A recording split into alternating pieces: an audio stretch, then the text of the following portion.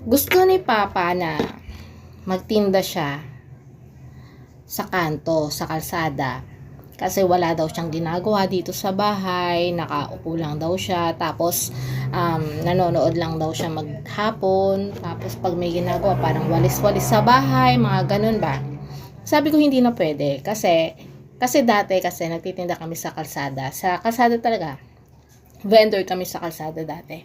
So siguro hinahanap-hanap ng katawan niya, ganyan.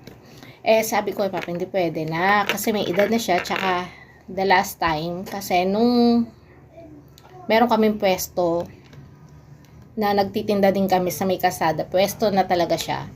Isa si Papa sa mga nagbabantay dati. Mga ilang linggo lang siya nagbabantay sa may tindahan, nagkasakit na siya, at saka, kumbaga, nagkaubo na siya, malapit na siya magka-pneumonia, mabuti na pa-check up namin siya. So, sabi ng doktor, bawal na sa kanya yung maalikabok. So, ngayon, wala akong choice na kasi kinukulit ako ni Papa. So, hindi siya magtitinda sa kanto, kundi magtitinda siya dito sa may harapan ng bahay namin. Kasi meron kami mga nakatagong sako-sako ng parang ukay-ukay na hindi na namin naibebenta, na dati naibebenta namin online, pero dahil sa mga busy nga, ganyan, nadagdagan pa ng isang blessing. So, sa pag-aalaga pa lang ng baby, so busy na. Ngayon si Papa gusto niya itinda yon.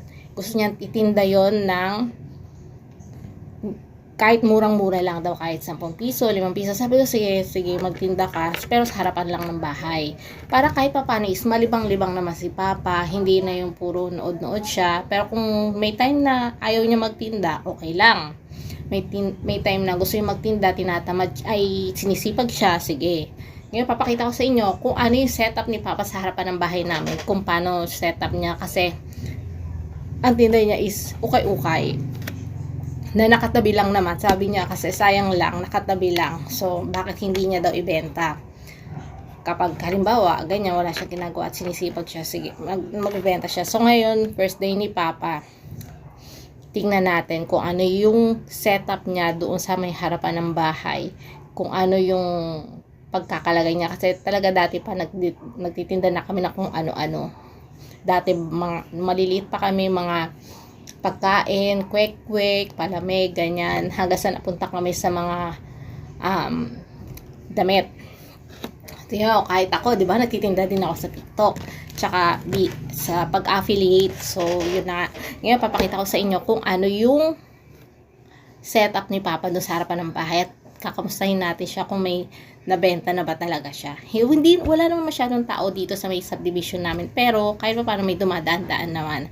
So, siguro, syempre, pag first day, hindi pa ganun kabenta kasi syempre, nagpapakilala pa lang. So, ayan na nga. Titignan natin, kakamustahin natin si Papa sa bilang unang araw ng pagtitinda niya sa may harap ng bahay ng ukay-ukay. Ayan, tignan natin. Sandali, mag-chinelas lang ako kasi nadala ko yung chinelas ko sa likod, sa loob. Ayan, ito si Savannah. Ayan po yung ukay-ukay ni Lando. Ayan, si Savannah, isa sa mga gustong magbantay kasi gusto niya magkaroon din ng discount, commission. Wow! Nakabenta ka na ba, Bana? Aba, galing nga, Pierre. Galing. Negosyante talaga. Tapos, ayan, oh. Ayan, ukay-ukay. Ito siya mamaya. Mamaya na lang daw. Ayan, 10. Mamaya. Marami bibili niya mamaya. Ayan yung ukay-ukay ni Papa. Yung isa sabi mamaya daw pag nasa hudon siya. Ay, yung 4 na. Ayan, tapos meron dito sa baba. Anong feeling na nagtitinda? Wala. Ha? Wala. Boring? Hindi. Ano sabi? Kailangan pag may bibili dito, anong gagawin mo? Wala. Hindi ka magsasabi, ito po, ganyan-ganyan. Hindi ka mag-aano man, lalapitin yung customer mo para sabihin, ay, 10 lang po yan, ganyan-ganyan. Lalapitan mo, ready ka na ba? Meron ka na ba plastic? Just in case na bumili. Bakit? Wala nga akong plastic. Ano ba yan? Ayan, yan yung tinda ni Father sa may harapan ng bahay. Tapos, ito yung sa subdivision namin na wala masyadong tao kasi tanghalin tapat mainit. May Ha? nagpatabi na dyan, 4. Oh, meron na nagpa-reserve. Mamaya daw pag nasweldohan siya. Ay, pero kanina nakabayad na. Ha? Yung kanina, sabi mo, 3.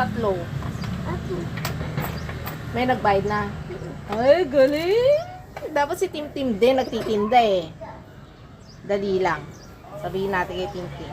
Kanina kasi maghapon na eh. Kumbaga kanina umaga nagbantay na si Papa. So ngayon naman daw yung pamangkin ko naman daw si Savannah.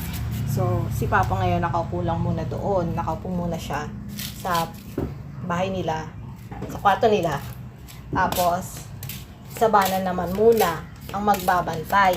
Salit-salita sila ni Papa. Ngayon, kapag may benta sila, silang dalawa ni Savannah ang maghahati-hati. Si Savannah at si lolo niya. Paghahatian nilang dalawa. Ba? Yung benta. Kasi ayan oh. Marami pa yan sa loob. Marami pa yan sa loob. Hindi lang namin nilabas.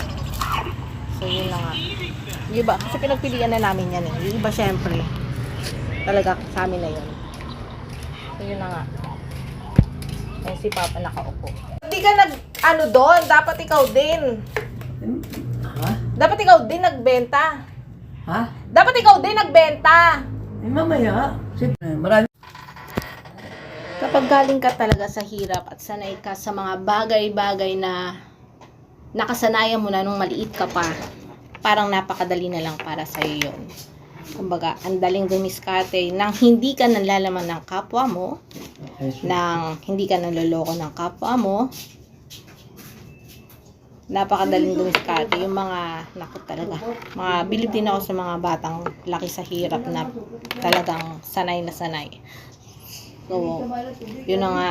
Pati sa Savannah ngayon, 9 years old, sinasanay na namin siya. Marunong na siya sa gawaing bahay, magluto, maghugas, lahat. Hinahatid sundo niya rin yung kapatid niya na sa center. Sa center, daycare center. Tapos, siya rin nagbabantay ang kapatid niya. Pero yung 9 years old, so, paglalabayan, tinuturuan din namin siya. Tapos, hanggang ngayon, yan. Nagbabantay. Kapag namamalengke ako, kasama ko rin siya sa pamamalengke. So, napaka-good job talaga, Savannah. Sa paglaki naman ni Tim Tim, nako. 4 years old pa lang kasi si Tim Tim. Kaya, medyo nag-aalangan pa ang turay. Mga magagaan lang. So, paglaki ni Tim Tim, nako. Sigurado ko niya. Pasok sa banga. Matututo din yan sa amin. At, yun na nga for today's video. Ngayon, may benta na sila, Savannah. Ngayon, kapag napanood nyo itong buong video na to, please subscribe and share this video. At sa lahat ng mga dati namin mga videos ni Savannah, nila Tim Tim at ni Jaisel, lahat-lahat kami na mga kasama ko sa pag-vlog. Nako, thank you sa support nyo and God bless tayong lahat. Bye-bye.